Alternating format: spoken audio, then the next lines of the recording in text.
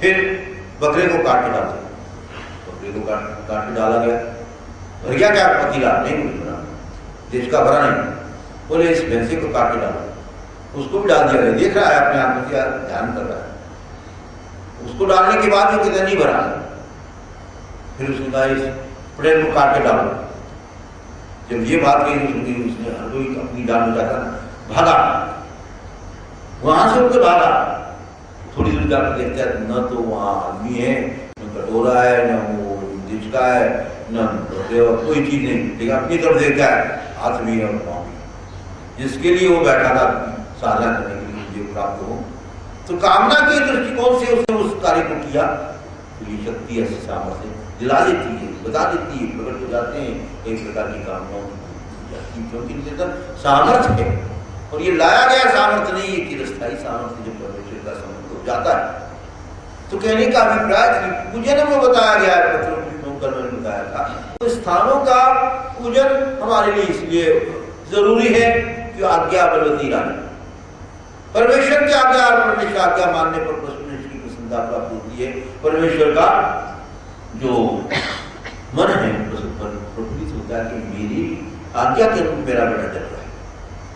यही तरीका हमारे लिए आज्ञाकारी पूजन का है। इसी तरह सन्निधान स्थित पुरुष हमारे लिए क्या विधान है? चार साधन है। इन 4 साधनों में ही हमारा, जिस तरह वहां मैंने बताया था पहले, कलयुग का धर्म क्या है? तीर्थों पे जाना, व्रत करना, दान करना, ये क्षेत्रों पे जाना, ये देवता धर्म है। इस तरह हमारे लिए स्वामी की आज्ञा के अनुरूप ये 4 साधन है। और ये 4 साधन ही हमें क्या करते हैं? योग्यता दिलाते हैं, पाप कर्मों से हटाते हैं, पाप कर्म नष्ट करते हैं, पुण्य कर्म की ओर बढ़ाकर हमारी उन्नति में मन की पवित्रता, बुद्धि की शुद्धता बढ़ा करके ईश्वरी मार्ग पर स्थापित करते हैं। तो यही 4 साधन के अंदर पहला साधन मैंने आपको संक्षेप में बताया, इसकी बड़े और कि स्थान, इसके भेद अलग है। स्थान, आसन, वस्ती, कुलवस्ती, स्थान, अवस्थान, महास्थान, ऐसे इनके भेद है। अब इतनी जानने की आपकी इतनी दी पूरी ध्यान होगी लगी। आसन जहाँ पर चतुर्दश स्वामी बैठे हैं, श्री कृष्ण अवतार बैठे हैं, दत्तात्रेय बैठे हैं, वो आसन खुला। वस्ती जहाँ 1 रात रहे, कुलवस्ती जहाँ 2 रातें रही हैं, स्थान जहाँ 3 रातें रहे हैं, अवस्था जहाँ 10 दिन तक रहे हैं, और 10 दिन के बाद रहने वाले पर महास्थान है।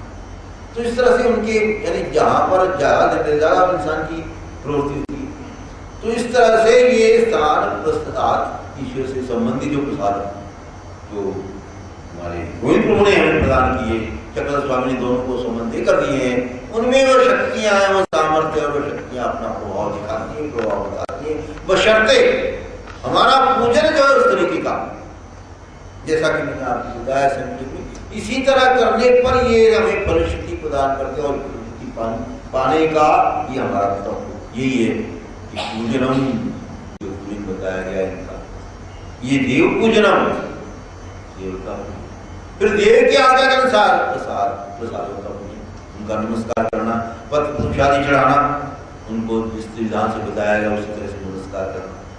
स्वामी ने पूछा था, लोगों चले जा रहे हैं, हम क्या करें?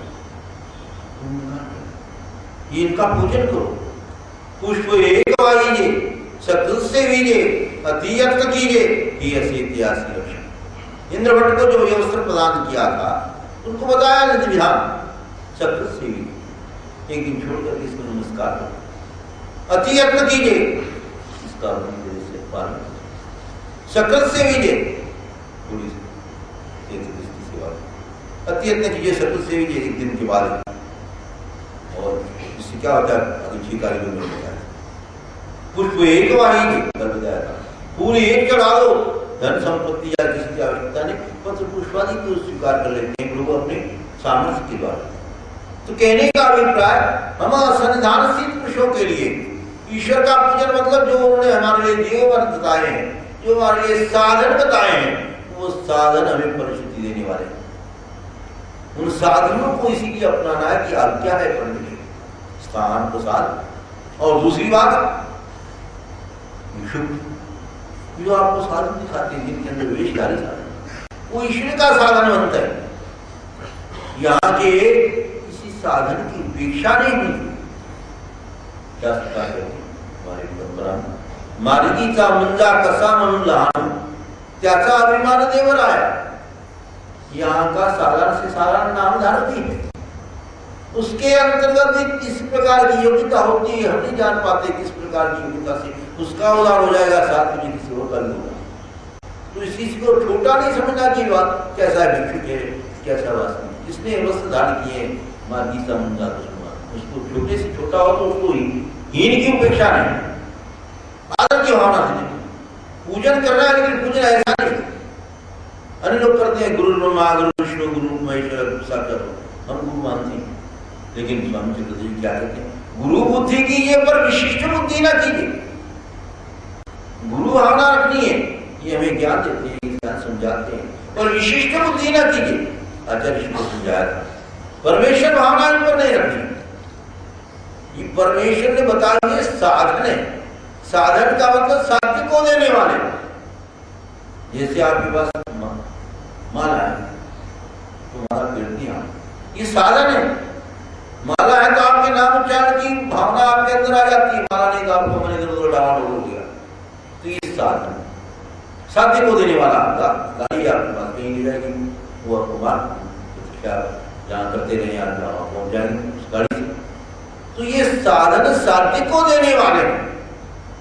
अब हमारे लिए यही देव के अर्थ में आते हैं, लेकिन देव का अर्थ मैंने कल बता दिया आपको कि परमेश्वर भावना नहीं, अभी तो ये पवित्र है, ईश्वर के वेशधारी है, ईश्वर के जो है वो क्या छोटे से छोटा क्यों हो, कोई उपेक्षा नहीं करनी, अपने से देना लेना न हो नमस्कार तो कर सकते हैं। इसलिए नमस्कार कर दो। आमतौर पर लोगों की भावना होती है ये ठीक तरह से व्यवहार नहीं करते, ये करते हैं वो करते हैं, जो अपने दोष मनुष्य की दृष्टि होती है उसके अनुसार देखते हैं और कहते हैं, लेकिन इनमें दोष दृष्टि की किसी प्रकार की कल्पना करने की भावना ही नहीं। यहाँ तो तुम्ही अच्युत गोत्रियो किंगा तुम माँ परस्परे परम प्रीति मुहावेगी, तुम एक ईश्वर की संतान हो, एक ईश्वर का जो है धन तुम्हें प्राप्त हुआ है। इसलिए उनमें हीनता की भावना, कमी भावना या उपेक्षा की भावना नहीं मिलती। इस तरह वास्तविक है, वास्तविक नाम धारण कोई भी हो उसकी हम किसी प्रकार की अवहेलना करें, अनादर करें, उपेक्षा करें, तो इसके लिए शास्त्रकार कहते हैं उसको अपना पद मोक्ष की पद की ओर जाने का कोई अधिकार ही नहीं बन पाता। तो ये साधन बताए साध्य को देने वाले, और ये हमारे लिए पूजन, यानी यहाँ पर सन्निधानशील पुरुषों के लिए देव पूजनों के अंतर्गत ईश्वर की आज्ञा के अनुसार जो होता है ये चार साधन, वो संक्षेप में मैंने आपके सामने इसलिए रखे। ये उस योग्यता को दिलाते हैं जो पूजन करने पर प्राप्त होती है। और भिक्षु को मिलता है तो कितनी परस्पर हे भेटलिया ना पाड़ जाए, जैसे ईश्वर की मिलने सी योग्यता होने वाली है उस प्रकार की योग्यता उनकी आपस में मिलने पर होती। इसी तरह वासनिक को भी, क्योंकि उसकी क्रिया किस प्रकार की है, कितनी श्रेष्ठ है, हम ही कल्पना, हम नहीं जान पाते। आपको एक उदाहरण, माहौल में दत्त दक्षिणाजी शास्त्री थे, यानी ये महंत गुजर गए, इसके बाद पहले गुजर गए, उसके पहले बालकृष्ण शास्त्री गए, उससे पहले जो उनके गुरु थे महंत दत्तराज, वो वहां का भली भांति जो है अच्छी तरह से जो नियमबद्ध तरीके से सिलसिला चलाते थे धार्मिक विधान के अनुसार। कई दिन बीतते गए, पंजाब से कुछ भक्त मंडली गई, श्रद्धावान गए, वहां रहे, उनसे कहते हैं भाई हमने मदद करनी है, हमने क्या करना है, सब संतों को भोजन खिलाना है, लेकिन क्योंकि वहाँ पुजारी वर्ग जो सेवा अर्चना करने वाला तीर्थ का वो अधिक मात्रा में था, उन्होंने कहा कि हम संतों को तो भोजन खिलाएंगे, लेकिन ये पुजारी इनको भोजन नहीं खिलाएंगे, क्योंकि ये संसार करते हैं, संसारिक व्यवहार करते हैं, संसारिक गृहस्थी का कार्य करते हैं, इसलिए इनको नहीं करते। अपना अपनी विचारधारा होती है। उन भक्तों ने जी इस तरह से किया कि पंगत की, जितने संत थे सो जाके उनको सबको भोजन खिलाया, और दूसरे दिन उनको वहां से जाना था। रात सपना क्या देखते हैं? सपने में है कि आपने हमें तो भोजन खिलाया, लेकिन हमारे कुत्ते भूखे हैं, उनको तो तुमने भोजन खिलाया ही। भक्तों ने दूसरे दिन ठहर करके बाहर से कहा कि जो साथ हैं सबको भोजन खिलाओ। यानी उन्होंने एक भावना रखी थी, गृहस्थी है, गृहस्थाश्रमी है, ये अपना व्यवहार करते हैं, अपने तरीके से काम काज करते हैं, पैसा कमाते हैं, कार्य करते हैं। लेकिन ईश्वरीय अभिमान कि उन्होंने ये बताया कि इनको जो है खिलाना ही चाहिए, तो ईश्वर का नाम धर इसलिए भोजनालय के लिए जो प्रबंध किए जाते हैं, इसीलिए कि उनके खाने पर भी हमें बोते, विष्के बोते, वासनिके बोते, स्नान बोते, प्रसाद, ये विधान क्यों बताए गए हमारे इस पूजन के अंतर्गत कि योग्यता कारक है, ये साधन पर योग्यता दिलाने वाले हैं। मतलब साधन की जो नियमावली पूर्ण करके साध्य की ओर ले जाने की क्षमता इनमें, इस तरह से ये क्रियाएं पूजन के अर्थ में आती हैं, योग्यता दिलाने में अर्थ आती हैं, पाप कर्मों के क्षारण में आती हैं। इसी तरह एक उदाहरण देता हूं कि संतों का एक ग्लास अन्न लेना भी कितना श्रेयस्कर है। स्वामी चक्रधर जी के प्रयाण के बाद, मतलब यहां से छोड़कर उत्तराखंड गए, तो नागदेवाचार्य जी को आचार्य पद सौंप दिया। आचार्य श्री बैठ करके चिंतन करते थे स्वामी की उन लीलाओं का जो उनके साथ घटी थी, जहां जहां उपदेश किया, जिस प्रकार की जो है स्वामी ने उनको धार्मिक कार्य बताया, चिंतन करते थे बैठ कर। माई भट्ट ने कहा, आचार्य जी आप क्या करते हैं बैठ कर? बोले स्वामी की लीलाओं का चिंतन करता हूं।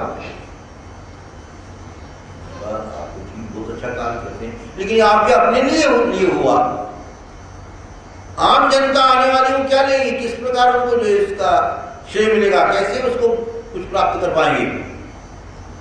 तो इसलिए मैं चाहता हूं कि सारों का मैं लिखानबद्ध एक ग्रंथ बनाऊं कि जहां जहां स्वामी ने जिस स्थान पर जो प्रयोजन किए उनको एकत्रित किया जाए।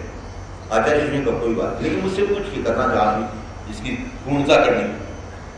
मैंने शुरू किया आचार्य श्री से जितनी भी स्वामी की लीलाएं थी सारी की सारी जो है एकत्रित कर ली, उनसे सुनी, लिखी, और उसके बाद उन्होंने कहा भाई जगह जाओ, जहाँ जहाँ स्वामी की अनुयायी रहे, भक्त रहे, उनसे उन्होंने लीलाओं का तुम याद करो, लिखो।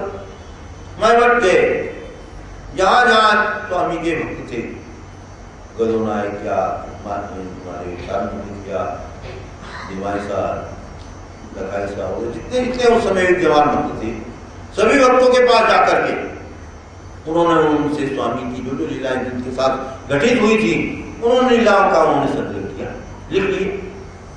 और अंतिम बारे आए तो वो सारंग पंडित के पास गए। सारंग पंडित के साथ स्वामी का बड़ा संबंध रहा है, 60 भोजन किए हैं स्वामी ने उसकी, लेकिन उसकी श्रद्धा में कमी थी, बुद्धि विपरीत थी, उसको उतनी परिस्थिति नहीं मिली जो मिलनी चाहिए थी। क्योंकि एक बार ईश्वर अवतार भजन कर ले तो प्रेमाधिकार प्राप्त होता है, 60 बार लेने पर भी उसको प्रेमाधिकार प्राप्त नहीं हुआ, दोष यही थी। लेकिन संबंध स्वामी के साथ काफी था, इसलिए लीलाएं बहुत सी उसने सुनी थी, अवगत थी, स्वामी से के साथ घटी थी, इसलिए माई भट्ट उसके पास गए। माई भट्ट जो गए कहने के लिए स्वामी की लीला बताऊं, तो मैं लीला तो बताऊंगा, लेकिन तुम मेरे यहाँ भजन करोगे। ये शरीयत शर्त रखी उसने कि मेरे यहाँ भोजन करोगे। तो इनको को जानता था कि ज्ञानी पात्र विद्वान मनुष्य भोजन करे तो पाप कर्म का नाश, यानी भोजन की योग्यता क्या है कि पाप कर्मों का नाश होता है, पुण्य कर्म बढ़ते हैं, विधि बढ़ता है, आगे परिस्थिति मार्ग खुलता है। तो माई भट्ट को कहता है सारंग पंडित मेरे यहाँ भोजन करोगे तो मैं आपको लीला सुनाऊंगा आने खाने। अब माई भट्ट के सामने प्रश्न उपस्थित था, क्योंकि स्वामी के साथ इसका व्यवहार अंतिम भी ठीक नहीं रहा, बाद में ठीक नहीं रहा। मैं नहीं कहूँगा, उसको ऐसा ना कह नहीं सकते थे, तो लीलाएं ऐसी सी मिल सकती हैं, बहुत कुछ जानकारी इसको है। माई भट्ट ने कहा मैं भोजन करूँगा, और फिर बहुत सी लीलाएं जो उसको अवगत थी, जानकारी थी, सारी की सारी सारंग पंडित ने बताई। मायावत ने उनको लिखा। लिखने के बाद जब भोजन का समय आया तो मायावत कहते हैं ऐसा खीर वगैरह बनाई थी, पदार्थ बनाए थे, तुम्हारे पास स्वामी के प्रसाद का लड्डू होगा वो दे लाया, उस खीर के ऊपर परोसा गया। मायावत ने उसके कण उठा करके खा लिए और बाद में ये कहा मेरा जी मचल रहा है, मुझे उल्टी होने की जैसा हो रहा है, मैं और भोजन नहीं करूंगा। उठ गए खाली मान लिया, चले आए आचार्य श्री के बाद मायावत, और फिर आचार्य श्री से सारी जितनी लीलाएं सुनाई थी, लिखाई थी, सारी बताई, सारी बराबर थी। स्वामी के मुख से निकले हुए शब्द वैसे के थे, एक दो स्थान पर देववाड़ा वगैरह वहां गलतियां थी, उसको ठीक किया। और उसके बाद सारंग पंडित की बारी आई जब लीला की बात बताने की, तो मायावत कहते हैं मैंने उसका आचार्य श्री को पता था कि वो स्वामी के प्रति जो है इस प्रकार की भावना अपेक्षा, तो इसीलिए सारंग पंडित ने भोजन परोसा लेकिन मैंने खाया नहीं। मायावत ने ये बात कही, तो उस समय आचार्य श्री क्या कहते हैं, बट तो ओकटे के लिए आचार्य तुमने श्रेष्ठ विद्वान थे, बट तो विद्वान ब्राह्मण तुमने बुरा किया। ओकटे के लिए प्राणिया के दर सीते गेता कर नित्य नास्ते, या प्राणिया जैसी गेता नरक नास्ते, यानी तुम उसका एक अन्न ग्रास भी खा लेते तो उसके नरक नष्ट हो जाते। इतनी साधन की महत्ता आचार्य जी बताते हैं कि वो आचार्य जी साधारण व्यक्ति नहीं, हमारे इसमें स्वामी चंद्र जी के बाद ज्ञानदेवाचार्य को विशेष महत्व दिया गया है, क्योंकि उनको वरदान था तुझे न मुखे शास्त्रीय न निकलेगा, तुम्हारे मुख से शास्त्रीय बात निकलेगी ही नहीं। इसलिए वो आचार्य क्या कहते हैं, तुमने वो बुरा, तुमने उसका एक अन्न भी ग्रास खा लेना, तुम्हारा उसके लिए इतना शेषकर था कि नरकों से नष्ट हो जाता। तो यहाँ का साधनवंत ये साध्य की ओर ले जाने वाला है, चाहे वो वासनिक हो, चाहे वो नामधारक हो, चाहे वो भिक्षुक हो, चाहे वो स्थान प्रसाद, ये हमारे पूजन के साधन है। और इसके प्रति किसी प्रकार की उपेक्षा की भावना, किसी प्रकार की अनादर की भावना, किसी प्रकार की जो उनके प्रति लापरवाही, ये शास्त्रीय दृष्टिकोण से ठीक नहीं है। और इसीलिए ये जो गीता कारक है आपको